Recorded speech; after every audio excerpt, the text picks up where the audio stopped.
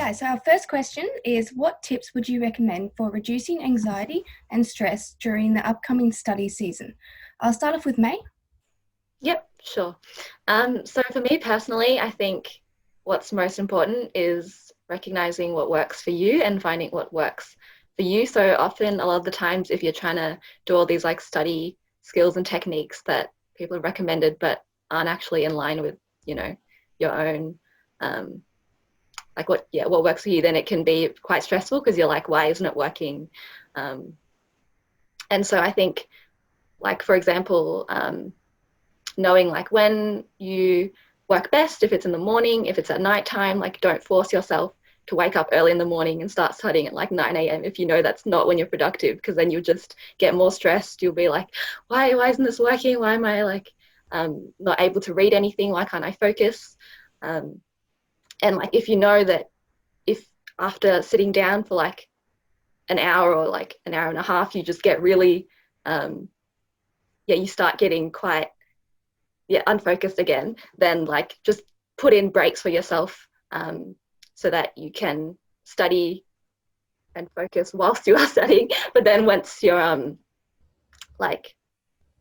once you have passed that amount of time, you can feel like the break is actually something that you can not feel stressed about.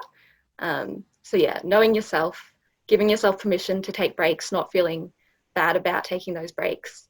That's what I would say.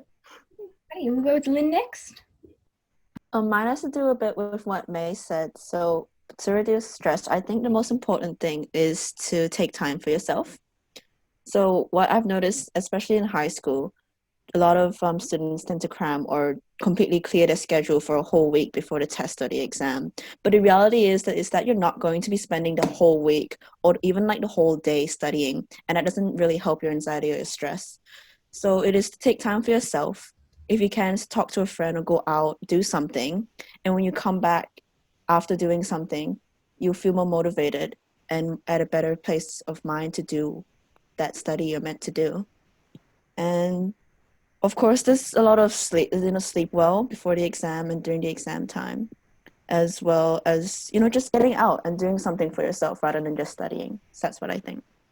Perfect, thank you. And we'll finish off with Aaron. Yeah. So just to add on to what May and Lynn said before, I think everything what they said is perfectly accurate, and I follow a lot of tips myself. Just something in addition to that is like, for me, preparation is truly the key. Like I make sure that I start way ahead of when a task is due or when my exam is coming up, and just having that strong planner, like whether that be, you're doing it through a Word, a Google Calendar, or using a diary, anything that works for you, just have a strong planner. Because for me, if I know what task I'm doing at what time, that really just helps me calm down. And because I know there is a time to get everything done, it's just that you have to like stick to it and get that thing done.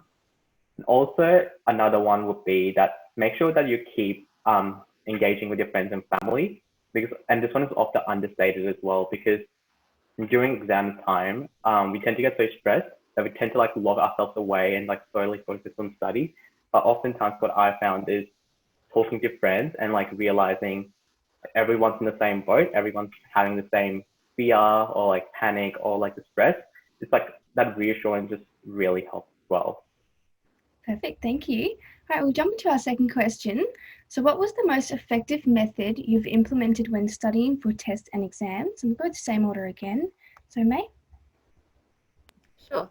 Yeah, so I'm going to give this advice based on some like test exams that have a lot of information, because that's most of what I've dealt with, is when you're trying to memorize lots of things. So for me personally, I find mind maps really helpful, not just with like specific terms and definitions and things like that, but with everything you've learned within like a whole unit or within a whole subject. Seeing it all laid out is just really good to grasp like how concepts connect throughout the whole thing. I like also using these mind maps to explain all the things to another person. So like I used to do, obviously not everyone probably do this, but I have like a whiteboard and I'll like write all the things down and then I'll present it and be like, this is what I've learned.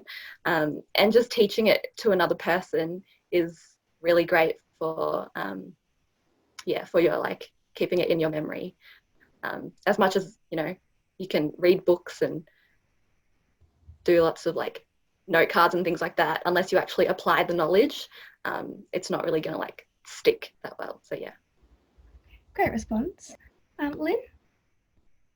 So I've got three that I've done. So May mentioned one, which is actually mind maps, which is my favorite because I get to summarize everything I've learned in the way that appeals to me and in a way that I work best with. And having it all on one sheet is just really good, especially for content heavy subjects. And the second one, from a bit of a VCE perspective, is the way I do practice exams. So let's say I do 3 before a SAC. The first one will be open book. And from that open book, I take all the areas of knowledge that I don't know and I add it to my notes or revise a bit more. Then the second one, I do it as best as I can, but also with notes if I need it.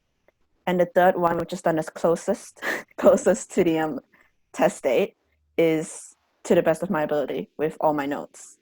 And another one from a bit of a VCE perspective is actually tracking my grades on an Excel sheet and tracking where I've went wrong into an Excel sheet. So if I go into this document, I know where I am with just one subject and what areas I need to improve with this subject, which works for me because I'm a very visual person, so it actually shows me. That's great. And Aaron? Okay, a lot of the things have already been said, or what I had in mind. So I guess just the last one would be to what Lynn said, make notes of everything you got wrong during the practice exam. So like have another diary or a book, whatever you use, to like write down all the mistakes you make. And that way, closer to the exam period, you won't have to go through all the practice exams to figure out where you went wrong. You just have something like a set pile of notes to quickly refer to.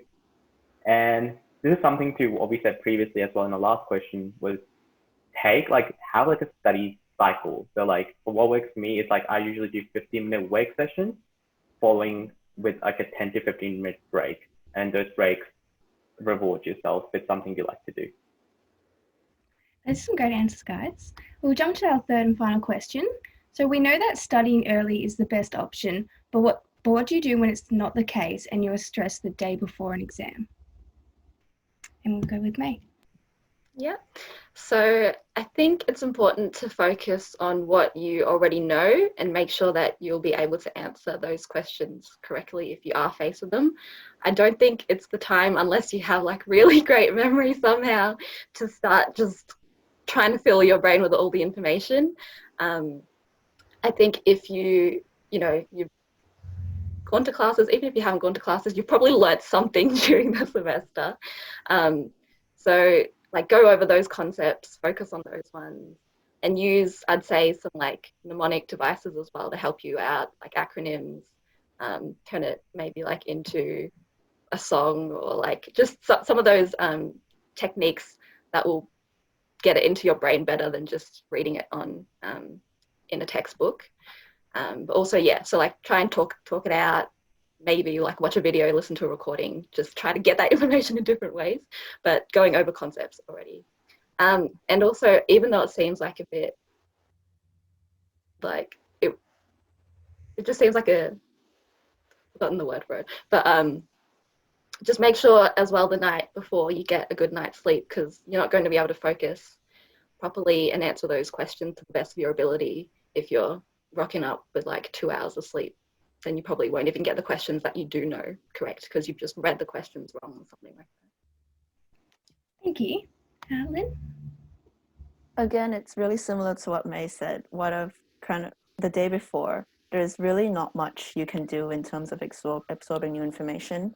So it's one, getting like what you already know down, like make sure you know what you know.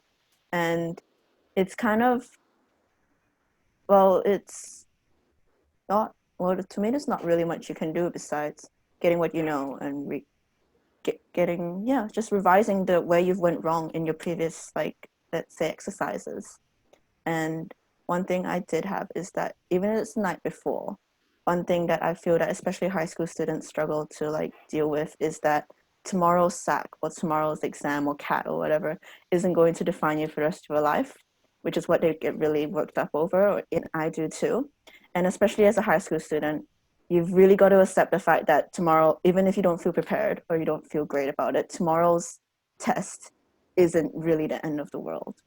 And there's always other opportunities to redeem yourself afterwards. That was great. And Aram? Awesome.